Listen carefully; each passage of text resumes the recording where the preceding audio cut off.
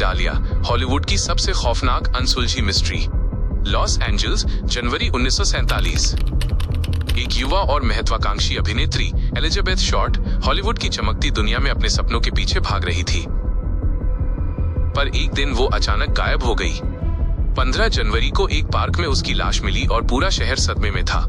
ये मर्डर ऐसा था जो इतिहास के सबसे रहस्यमय और अनसुलझे मामलों में से एक बन गया।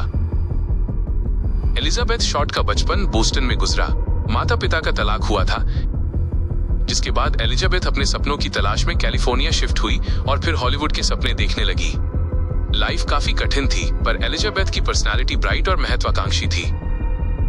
वो स्टार बनने के सपने देखती थी और दोस्तों के साथ पार्टियों और ऑडिशन में समय बिताती थी।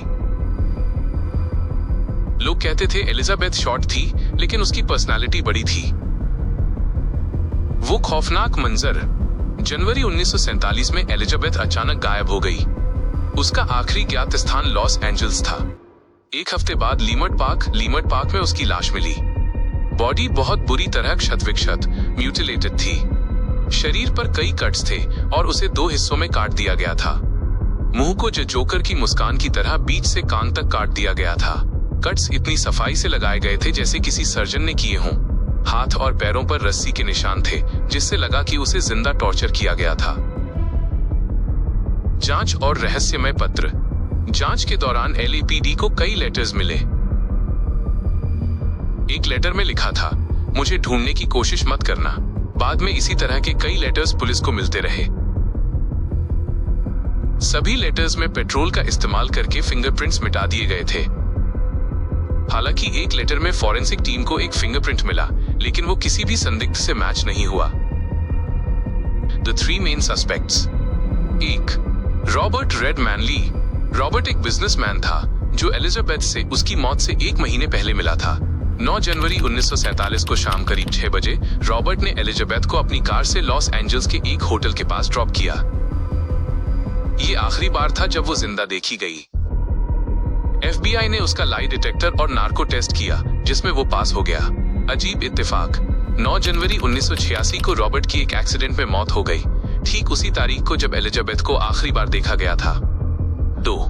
अज्ञात कार मालिक।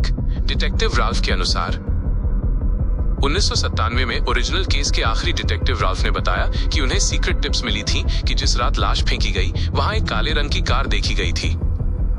राल्फ ने वो कार ढूंढ ली थी, जिसे मालिक ने छिपाने के लिए दोबारा पेंट करवा दिया था, लेकिन ठोस सबूत न होने के कारण वो उसे कातिल साबित नहीं कर सके। डॉक्टर जॉर्ज होडल माइनस सबसे मजबूत संदिग्ध। इस थ्योरी को उनके बेटे स्टीव होडल, जो खुद एक अनुभवी डिटेक्टिव थे, 1999 में स्टीव ने दावा किया कि कातिल उनका अपना पिता ही था। कारण, जॉर्ज एक अमीर डॉक्टर था और उसके घर में एक सीक्रेट रूम था। वो मेडिकल कॉलेज से सर्जन की ट्रेनिंग ले चुका था।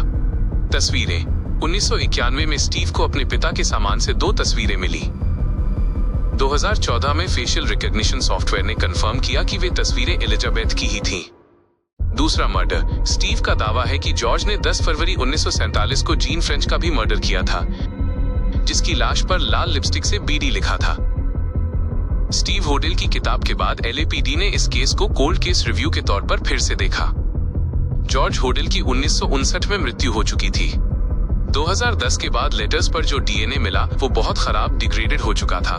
स्टीव का दावा। स्टीव का मानना है कि उनके पिता शक्तिशाली और हाई सोसाइटी कनेक्शन वाले थे, इसलिए उस समय पुलिस ने उन्हें बचाया।